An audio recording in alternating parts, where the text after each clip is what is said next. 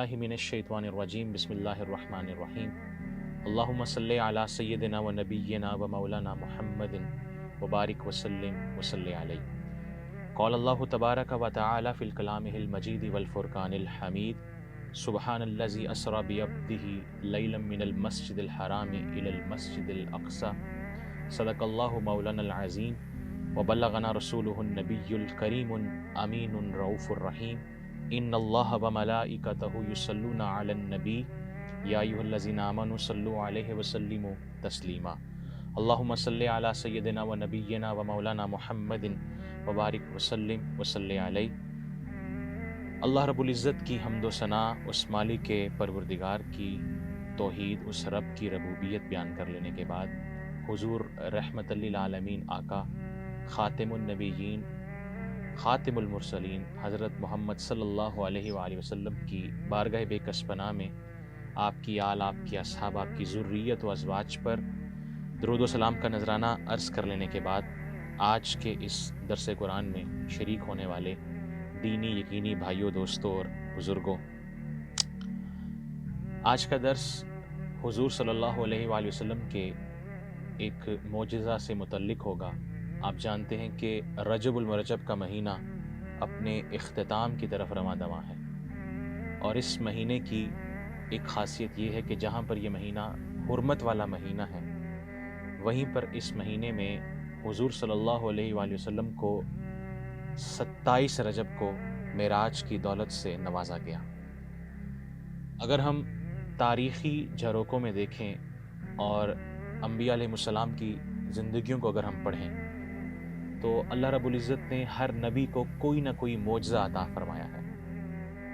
1,24,000 कमोबेश अंबिया और 313 रसूल, अल्लाह रब्बुल इज़्ज़त ने हर किसी को कोई ना कोई मोजज़े की दौलत अता फरमाई है। अगर हम देखें हज़रत इब्राहीम अलैहिस्सलाम को, हज़रत मूसा अलैहिस्सलाम को, हज़रत ईसा अलैहिस्सलाम को, अब इन तमाम अंबिया के जो एक ख़ातिम हैं, जिनको ख़ातिमुन नबिय्यीन कहा जाता है, वो आप सल्लल्लाहु अलैहि वसल्लम हैं। हुज़ूर सल्लल्लाहु अलैहि वसल्लम के मोजज़ात का अहाता करना, तादाद में लेके आना, वो किसी शख्स के बस की बात नहीं है। आप सल्लल्लाहु अलैहि वसल्लम के 2 मोजज़ात बहुत मशहूर व मारूफ़ हैं, जो उलमा ने, मुफस्सिरीन ने, सीरत निगारों ने बयान किए हैं। पहला मोजज़ा आप सल्लल्लाहु अलैहि वसल्लम का वो कुरान मजीद फ़ुरक़ान हमीद है कि लारैब किताब जिसने क़यामत तक के लोगों को चैलेंज किया है, और हुजूर के दौर में भी ये बात थी कि अगर इसकी मिसल कोई कलाम है तो लेकर आओ। सारे जो है वो सख्ते में आ गए और ये चैलेंज रहती दुनिया तक मौजूद है। बाकी तमाम किताबें आप जानते हैं कि वो नापैद हो गई, उनकी तालीमात में तहरीफ़ कर दी गई, उनके मानने वालों ने उनके अंदर तब्दीलियाँ कर दी, और इससे कबल किसी किताब का एजाज़ था ही नहीं कि वो ज़ुबानी याद की जाती थी। लेकिन कुरान का ये एजाज़ है कि आज उम्मत मुस्लिमा के अपने तो अपने, गैरों के सीनों में भी अल्लाह ने कुरान को महफूज फरमा दिया है। हुजूर का दूसरा मोजज़ा वो मेराज का है। मेराज बुलंदी से है, उरूज से है। आप सल्लल्लाहु अलैहि वसल्लम की अगर हम इस मोजज़े पर गुफ्तगू करें तो बहुत सारे एतराज़ात हमें मोतरज़ीन की तरफ से मिलते हैं। बाज़ लोग कहते हैं कि हालत ख्वाब में आप सल्लल्लाहु अलैहि वसल्लम को मेराज हुई, और कुछ सेक्ट्स ये मांगते हैं कि आप सल्लल्लाहु अलैहि वसल्लम आलम बेदारी में मेराज की। अगर हम कुरान मजीद फ़ुरक़ान हमीद की तरफ देखें तो अल्लाह रब्बुल इज़्ज़त ने इसका जो आगाज़ 15वां पारा सुब्हानल्लाज़ी सूरह बनी इसराइल, जिसको सूरह असरा भी कहा जाता है, असरा बमाना होता है सैर।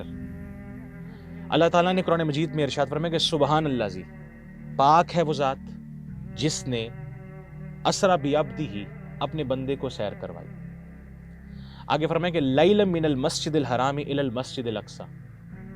लैलन पर जो एक तनवीन है वो उसकी कम से कम वक्त को बयान करती है।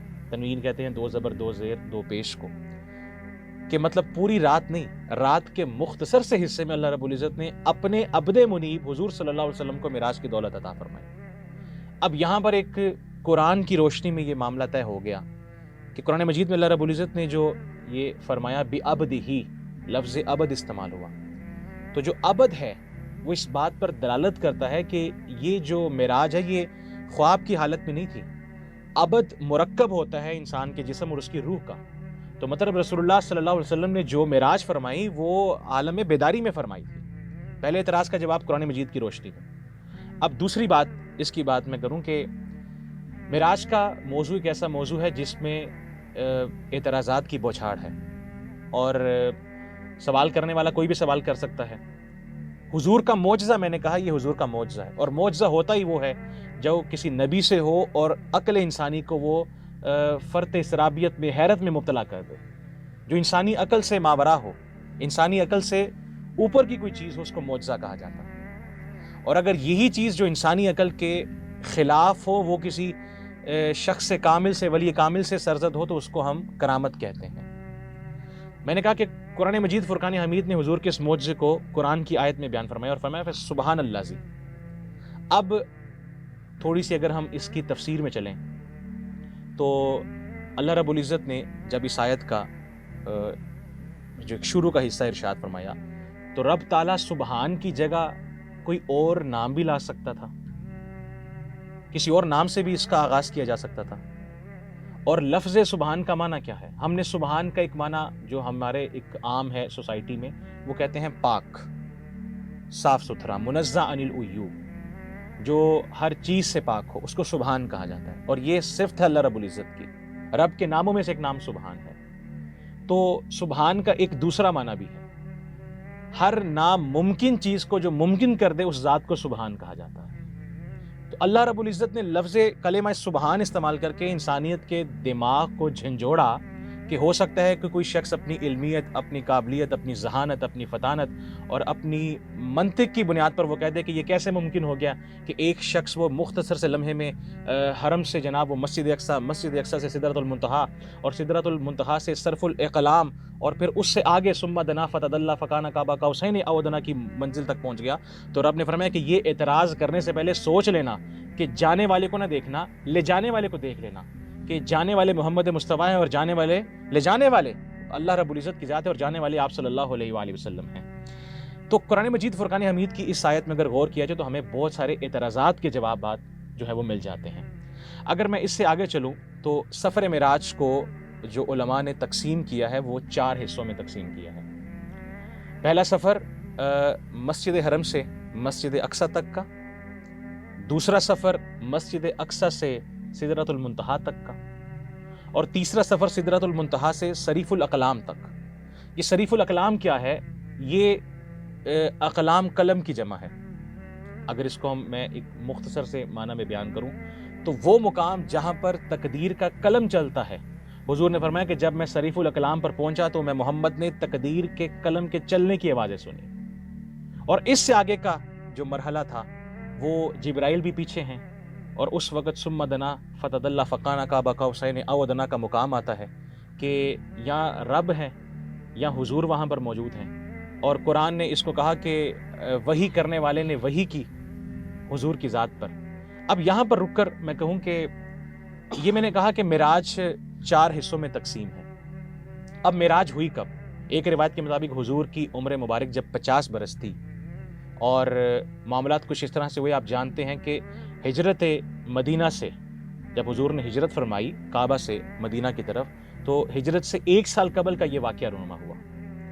تو اس وقت کی کیفیت دراصل یہ تھی کہ آپ جانتے ہیں کہ مکہ المکرمہ میں عربوں کی جو ایک حالت تھی کہ وہ حضور کے ساتھ کس طرح سے ایک دشمنی کی کیفیت ان کے ساتھ رکھتے تھے.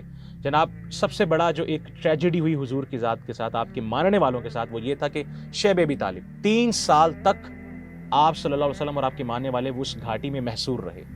سوشلی بائیکاٹ کیا گیا وہاں پر. اور اسی دوران روایات میں آتا ہے کہ حضرت خدیجہ الکبریٰ آپ کی غم گسار جو بیوی تھی ام المومنین زوج اول حضور کی، ان کا انتقال بھی ہوا. اور انہی کے 6 ماہ بعد حضرت ابو طالب کا جو آپ کے شفیق چچا جن کی پرورش میں آپ رہے، ان کا بھی انتقال ہوا. اب جب حضور ان سب چیزوں کو برداشت کر رہے تھے پھر حضور نے ارادہ فرمایا کہ میں طائف کی طرف سفر کروں. نبی علیہ السلام نے جب طائف کی طرف سفر کیا تو طائف والوں کی کیفیت آپ کو پتہ ہے، ہم پڑھتے آئے ہیں کہ جناب انہوں نے اوباش لڑکے حضور کے پیچھے لگائے، حضور کو ابیوز کیا گیا، نبی علیہ السلام پر پتھر برسائے گئے، حضور کا جسم لہو لہان ہوا، جوتے خون سے بھر گئے. تو نبی علیہ السلام کی بارگاہ میں جبرائیل امین حاضر، حضور اگر آپ حکم کریں تو میں ان قوم والوں کو، ان کو طائف والوں کو 2 پہاڑوں کے درمیان مسخ کر دوں۔ تو آقا علیہ السلام نے فرمایا کہ میں دیکھ رہا ہوں کہ ان کی نسلوں سے آنے والے مجھ محمد کا کلمہ پڑھیں گے۔ حضور نے ان کے لیے بھی دعا فرمائی۔ اب یہ سب کیفیت تھی، شیب ابی طالب کی محصوری، زوجہ کا انتقال، حضرت ابو طالب کا انتقال، اور اس کے بعد طائف والوں کی جو ایک معاملات تھے وہ۔ اب حضور کا دل ذرا ایک بھاری ثقل محسوس ہوا، آنکھوں سے آنسو جاری ہوئے۔ تو رب تعالیٰ نے حضور کی اس ادا کو دیکھا، اور اس وقت اللہ رب العزت کی ذات نے اپنی شان کے مطابق، قرآن شاہد ہے اس بات پر، نص قطعی سے یہ بات ثابت ہے کہ رب نے فرمایا سبحان اللہ اسریٰ بعبدہ، رسول تم پریشان نہ ہونا، یہ جو تمہیں آج باتیں کرنے والے ہیں ان کا نام و نشان مٹ جائے گا۔ آج تمہیں میں ایک ایسے دولت اور ایک ایسے اعزاز سے نوازنے لگا ہوں کہ اس اعزاز کے بعد کائنات والے بھی پیچھے رہ جائیں گے، انسانیت بھی پیچھے رہ جائے گی، حشرات الارض، جمادات اور نباتات، ہر چیز پیچھے رہ جائے گی، حتیٰ کہ ولایت رکھنے والے ولی بھی، اغواس بھی، اور انبیاء کی جماعت بھی، ملائکہ بھی، تمام جماعتیں پیچھے رہ جائے گی، اور آپ صلی اللہ علیہ وسلم ان سب سے آگے چلے جائیں گے۔ حضور صلی اللہ علیہ وسلم کو اللہ رب العزت نے اپنی شان کے مطابق اپنے دیدار کی دولت معراج کے موقع پر عطا فرمائی۔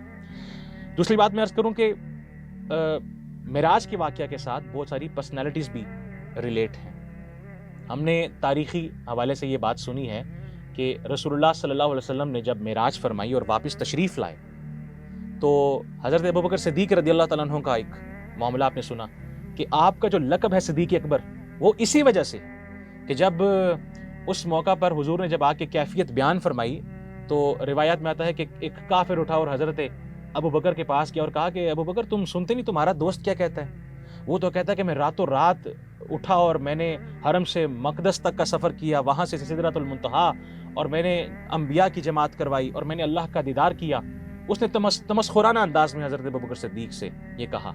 تو حضرت ابوبکر صدیق نے جو ایک کوٹیشن کوڈ کیا، آپ نے جو ایک ارشاد فرمایا، میں سمجھتا ہوں کہ وہی ایک جواب ہے، وہ ہر شخص کے لیے بہترین جواب ہے، ہر اس شخص کے لیے جو اس کا انکار کرتا ہے۔ آپ نے فرمایا کہ اگر محمد مصطفیٰ ایسے کہتے ہیں تو یقیناً ایسا ہی ہوا ہوگا۔ آپ کا بہترین جواب تھا کہ وہ جھوٹ نہیں بول سکتے۔ تو اس وقت روایات میں آتا ہے کہ جب حضور نے جبرائیل سے آسمانوں پر پوچھا تھا کہ جبرائیل میں واپس جا کر یہ بات بتاؤں گا تو لوگ میری مانیں گے نہیں، تو جبرائیل نے عرض کی تھی حضور آپ کے ماننے کے لیے صدیق اکبر موجود ہے، یہ آپ کی بات کی تائید کرنے والے ہیں۔ یہاں پر افضلیت حضرت ابوبکر صدیق کا بھی تذکرہ ہو گیا۔ اب دوسری چیز میں عرض کروں، حضرت ام ہانی رضی اللہ تعالیٰ عنہ رسول اللہ صلی اللہ علیہ وسلم کی کزن تھیں، حضرت علی کی بہن تھیں۔ آپ جانتے ہیں کہ حضور کے دادا حضرت عبد المطلب کا جب انتقال ہوا تو نبی علیہ السلام حضرت ابو طالب کی پرورش میں آئے۔ تو حضرت ابو طالب پہلے کثیر العیال تھے، اولاد زیادہ تھی، 4 بیٹے اور 3 بیٹیاں تھیں حضرت فاطمہ بنت اسد سے۔ تو نبی علیہ السلام نے، آپ کی گھر والی حضرت فاطمہ بنت اسد نے، آپ کے بچوں نے حضور پر جو محبت اور وفاؤں کے پھول نچھاور کیے، وہ رہتی دنیا تک وہ اپنی مثال آپ ہیں۔ نبی علیہ السلام نے 17 سال حضرت ابو طالب کے گھر میں گزارے، تو ان 17 سالوں میں حضور کو ان کے گھر سے انسیت تھی۔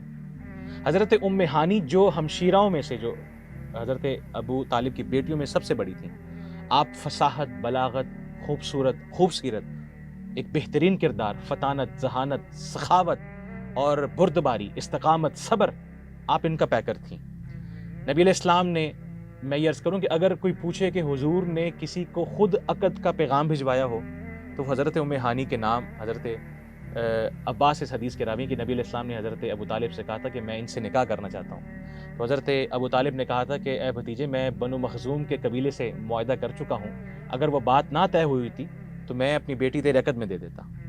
تو یہ بات ہے حضرت خدیجہ الکبریٰ سے عقد سے پہلے کی۔ حضرت ام ہانی، اب حضور سے آپ کا ایک تعلق تھا، آپ کی کزن تھی۔ بعثت کے بعد، اعلان نبوت کے بعد اور اس سے پہلے نبی علیہ السلام 2 جگہ پر قیام زیادہ فرمایا کرتے تھے۔ ایک حضرت ارقم کے گھر میں، جہاں پر دار ارقم صفا کا چبوترا کہا جاتا ہے، اور دوسرا حضرت ام ہانی کے گھر میں نبی علیہ السلام زیادہ قیام فرمایا کرتے تھے۔ تو جب سوال آپ سے کیا جائے کہ سب سے پہلے نبی علیہ السلام نے اس واقعے کو کس کے ساتھ ڈسکس کیا، تو جواب حضرت ام ہانی ہے۔ ام ہانی ان کی کنیت ہے، نام ان کا فاختہ بنت ابی طالب تھا، اور ایک روایت کے مطابق ہند بنت ابی طالب تھا۔ تو نبی علیہ السلام نے جب ان سے ساری کیفیت بیان کی تو آپ کا دل پسیج گیا۔ آپ نے کہا کہ رسول آپ ان کے سامنے جا کر یہ بات مت کیجیے کہ یہ لوگ آپ کی بات نہیں مانیں گے، یہ آپ کو زد و کوب کریں گے، آپ کو اذیت پہنچائیں گے۔ اب میں یہاں پر ایک عرض کروں کہ گھرانہ ابو طالب کی جو ایک قربانیاں ہیں رسول اللہ صلی اللہ علیہ وسلم کے دین مبین کے لیے، وہ اپنی مثال آپ ہیں۔ حضرت ابو طالب کو دیکھ لیں کہ وہ کس طرح سے حضور کی پرورش کرتے ہیں۔ ڈر ہے، خوف ہے کہ میرے بھتیجے کو نقصان نہ پہنچائیں، تو رات کو حضور جس بستر پر سوتے، حضور کو اٹھا کر اپنے بیٹے کو اس بستر پر لٹا دیتے تھے کہ اگر کوئی نقصان ہو تو میرے بیٹے کو ہو۔ صبح کھانے کے لیے، ناشتے کے لیے دسترخوان لگتا تو حضور تب تک جب تک تشریف نہ لاتے حضرت ابو طالب کے گھر والے کھانا نہ کھاتے تھے۔ اور پھر حضرت علی کی قربانیاں دین اسلام کے لیے، پھر حضرت ام ہانی کا ایک جذبہ محبت حضور کی ذات کو لے کر، اس گھرانے کی وابستگی حضور کی ذات کے ساتھ، وہ اپنی مثال آپ ہے۔ میں یہ عرض کروں کہ نبی علیہ السلام جب تشریف لے گئے، اس واقعے کو میں مختصر کروں وقت کی نزاکت کو دیکھتے ہوئے، کہ حضرت جبرائیل علیہ السلام جب آئے، وہ تفصیلی واقعہ کہ شک صدر ہوا، حضور نے فرمایا کہ میرا دل نکالا گیا اور وہ ایک ایمان کے تشت میں رکھا گیا، اس کو انوار تجلیات سے بھرا گیا۔ اب یہاں پر میں عرض کروں کہ جب براق پر حضور سوار ہوئے اور تشریف لے جا رہے ہیں تو جبرائیل علیہ السلام نے ایک جگہ پر روکا، عرض کی حضور یہاں پر نوافل کی ادائیگی کریں۔ تو نبی علیہ السلام نے وہاں پر 2 نفل پڑھے۔ تو حضور نے پوچھا کہ جبرائیل یہ کون سی جگہ ہے؟ تو جبرائیل علیہ السلام نے عرض کی حضور یہ وہ جگہ ہے جہاں پر آپ ہجرت فرما کر آئیں گے، مطلب مدینہ المنورہ۔ حضور پھر تھوڑا آگے چلتے ہیں تو جبرائیل علیہ امین نے وہاں پر پھر کہا کہ حضور رکیے، یہاں پر بھی نفل کی ادائیگی ہے۔ تو جب رکے تو روایات میں آتا ہے کہ وہ وادی سینا، طور سینا، جہاں پر موسیٰ علیہ السلام اللہ سے ہم کلام ہوئے تھے، وہاں پر نبی علیہ السلام نے نفل پڑھے۔ پھر تھوڑا آگے چلتے تو شعیب علیہ السلام کی رہائش گاہ پر 2 نوافل کی ادائیگی۔ پھر تھوڑا آگے چلتے تو جناب عیسیٰ علیہ السلام کی پیدائش گاہ پر حضور نے نوافل کی ادائیگی فرمائی۔ اب یہاں پر رک کر میں کہوں، جب بیت المقدس حضور تشریف لے جاتے ہیں تو وہاں پر آقا علیہ السلام نے فرمایا کہ متواتر حدیث، متفقن علیہ حدیث، حضور نے فرمایا کہ جب میں بیت المقدس پہنچا تو وہاں پر انبیاء تھے، وہاں پر ملائکہ کی جماعت تھی۔ آقا فرماتے ہیں کہ نور تھا جو زمین سے آسمان کی طرف جا رہا تھا۔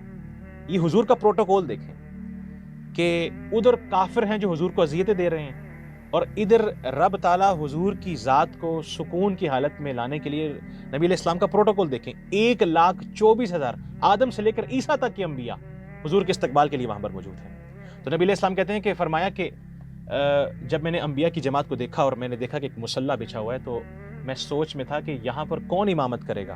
تو کہتے جبرائیل علیہ السلام نے میرا ہاتھ پکڑا اور مجھے مصلی امامت پر کھڑا کر دیا اور کہا کہ یا رسول اللہ، آج آپ انبیاء کی بھی امامت فرمائیں گے، آج آپ ملائکہ کی بھی امامت فرمائیں گے۔ قائد انسانیت، شہنشاہ عرب اور قائد انقلاب اور امام الانبیاء، قائد الملائکہ، امام الملائکہ حضور صلی اللہ علیہ وسلم نے وہاں پر ملائکہ کی بھی امامت فرمائی اور انبیاء کی بھی امامت فرمائی۔ اب اس امامت کے بعد حضرت ابراہیم علیہ السلام، حضرت موسیٰ علیہ السلام، حضرت عیسیٰ علیہ السلام اور حضرت داؤد علیہ السلام سے نبی علیہ السلام کی گفتگو ہوئی۔ اب جب گفتگو ہوئی تو انبیاء کرام نے کیا گفتگو کی، وہ گفتگو کا ایک مختصر سا حصہ۔ آپ جانتے ہیں کہ سب سے پہلی گفتگو حضرت ابراہیم علیہ السلام سے ہوئی، جو جد الانبیاء ہیں، 4,000 کم و بیش انبیاء کے جد ابراہیم علیہ السلام۔ آپ نبی علیہ السلام سے مخاطب ہوئے، آپ نے فرمایا کہ تمام تعریفیں اس اللہ کی جس نے مجھے خلیل اللہ بنایا ہے، تمام تعریفیں اس اللہ کی جس اللہ نے مجھے خلیل اللہ بنایا ہے، ابراہیم علیہ السلام نے فرمایا، اور مجھے نبوت کا تاج عطا کیا، اور پھر آپ نے فرمایا کہ تمام تعریفیں اس رب کی جس نے مجھ پر آگ کو ٹھنڈا کر دیا، نار نمرود کو ٹھنڈا کر دیا۔ نبی علیہ السلام نے اس بات کو سنا۔ پھر باری ہے حضرت موسیٰ علیہ السلام کی۔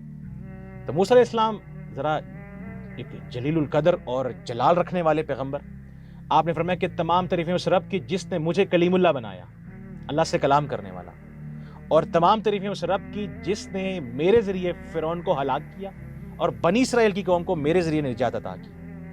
نبی علیہ السلام نے وہ بھی سنا۔ اب پھر تیسری مرتبہ گفتگو تھی حضرت داؤد علیہ السلام کی۔ حضرت داؤد علیہ السلام نے وہاں پر فرمایا کہ تمام تعریفیں اس اللہ کی جس نے مجھے عظیم سلطنت عطا کی اور مجھے زبور سکھائی اور پہاڑوں پرندوں کو مجھ داؤد کے تابع کیا اور مجھے حکمت کی دولت عطا فرمائی۔ حضور نے وہ بھی کلام سنا۔ اب اگلی گفتگو حضرت سلیمان علیہ السلام کی تھی۔ آپ نے فرمایا کہ تمام تعریفیں اس اللہ کی جس نے مجھے سلطنت بادشاہت عطا کی، ہواؤں پر حکومت عطا کی اور پرندوں کی بولیاں سمجھنے کی قوت عطا کی۔ حضور نے وہ بھی کلام سنا۔ آخری گفتگو تھی حضرت عیسیٰ علیہ السلام کی۔ آپ نے فرمایا کہ تمام تعریفیں اس اللہ کی جس نے مجھے کلمۃ اللہ بنایا۔ آپ کا ایک لقب کلمۃ اللہ ہم نے ایک لیکچر میں بیان کیا تھا۔ روح اللہ بنایا، اور میں اس عیسیٰ اللہ کا وہ پیغمبر ہوں کہ جب میں کسی بیمار کے جسم پر ہاتھ پھیر دوں تو اللہ میری وجہ سے اس کو شفا کی دولت عطا فرما دیتا ہے۔ میں عیسیٰ وہ ہوں کہ جو کوڑ زدوں کو کوڑ سے نجات دیتا ہے۔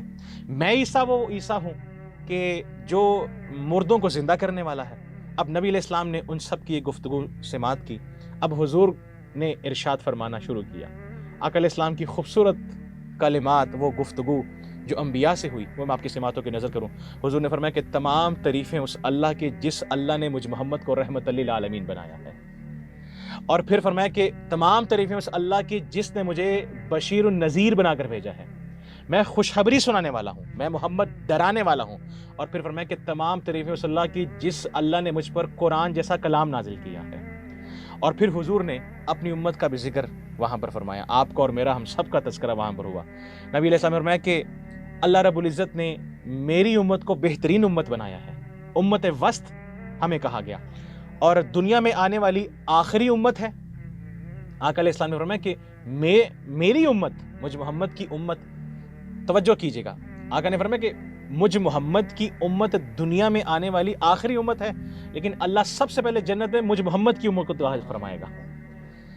رسول اللہ صلی اللہ علیہ وسلم جب ختم ہوئے تو گفتگو ختم ہوئی تو آخری بات آقا علیہ السلام نے فرمائی جو حضور کی ختم نبوت پر دلالت کرتی ہے۔ آقا علیہ السلام نے فرمایا کہ انا خاتم النبیین، میں انبیاء کا خاتم ہوں، اللہ نے مجھے خاتم النبیین بنا کر بھیجا ہے۔ اب یہاں پر رک کر میں عرض کروں کہ حضور صلی اللہ علیہ وآلہ وسلم جب یہ ساری باتیں ہو گئیں تو نبی علیہ السلام کی جب ملاقات کا وقت آیا تو سدرۃ المنتہا ایک مقام، میں یہ عرض کر رہا تھا کہ میری ڈسکشن بھی ہوئی کہ عالم ناسوت مطلب یہ دنیا اور عالم لاہوت، اس کے درمیان ایک مقام جس کو سدرۃ المنتہا کہا جاتا ہے۔ کہا جاتا ہے کہ ایک بیری کا درخت ہے جس کے ہر پتے پر فرشتے بیٹھ کر اللہ کی تسبیح اور تذکیر کر رہے ہیں، اس کا ذکر کر رہے ہیں۔ اب وہاں پر پہنچ کر ایک روایت کے مطابق جبرائیل علیہ السلام نے عرض کی حضور کہ میں اس سے آگے نہیں جا سکتا، یا رسول اللہ ایک بال کے برابر بھی آگے بڑھا تو حضور میرے پر جل جائیں گے۔ اب یہاں پر آپ نے حضور آگے جانا ہے۔ اب جب حضور آگے تشریف لے گئے تو کائنات کی ہر چیز پیچھے، بادشاہت بھی پیچھے، شہنشائیت بھی پیچھے، ولایت بھی پیچھے، اور جناب دولت بھی پیچھے، جائیدادوں کے انبار بھی پیچھے، دنیا کے اندر اثر و رسوخ رکھنے والے بڑے بڑے بادشاہ وہ سب پیچھے رہ گئے، اور رسول اللہ صلی اللہ علیہ وسلم ان سب سے آگے نکل گئے۔ یہ مقام محمد مصطفیٰ صلی اللہ علیہ وسلم ہے۔ اب یہاں پر رک کر میں عرض کروں کہ دین کے معاملے میں، حضور کے معاملے میں، کہ جب ہم معراج کا واقعہ بیان کرتے ہیں تو ذہنوں میں ایک عجیب سی کیفیت پیدا ہوتی ہے کہ جناب ذہن اس چیز کو ایکسیپٹ نہیں کرتا، مانتا نہیں ہے۔ تو جناب دراصل قرآن سے وابستگی نہیں ہے تو اس لیے نہیں مانتا۔ جب قرآن کی تلاوت کی جائے اور رب تعالیٰ کی ذات خود فرمائے سبحان اللہ، پاک ہے وہ ذات جس نے اپنے عبد منیب کو سیر کروائی رات کے مختصر سے وقفے میں۔ اور یہاں پر رک کر میں اپنی گفتگو کو سمیٹوں کہ نبی صلی اللہ علیہ وآلہ وسلم نے وہاں پر کہا جاتا ہے کہ انبیاء سے ملاقات ہوئی، اور اس موقع پر جب انعامات اور اکرام سے نوازا گیا، حضور کو جنت کی زیارت بھی کروائی گئی، حضور کو دوزخ بھی دکھایا گیا۔ نبی علیہ السلام نے وہاں پر لوگوں کے اعمال دیکھتے ہوئے جو حالت تھی، کیفیت تھی، واپس آ کر الرٹ کیا سب کو کہ غیبت مت کرنا، منافقت مت کرنا، جھوٹ مت بولنا، نمازیں مت چھوڑنا، اور حضور نے فرمایا کہ قرآن سے وابستگی تمہارے لیے ضروری ہے۔ اور اسی سفر میں سب سے بہترین جو تحفہ وہ عطا کیا گیا وہ نماز کا دیا گیا، اور اس لیے حضور نے اس کو جوڑا معراج کے ساتھ۔ آقا علیہ السلام نے فرمایا کہ الصلاۃ معراج المومنین، نماز جو ہے وہ مومنین کی معراج ہے۔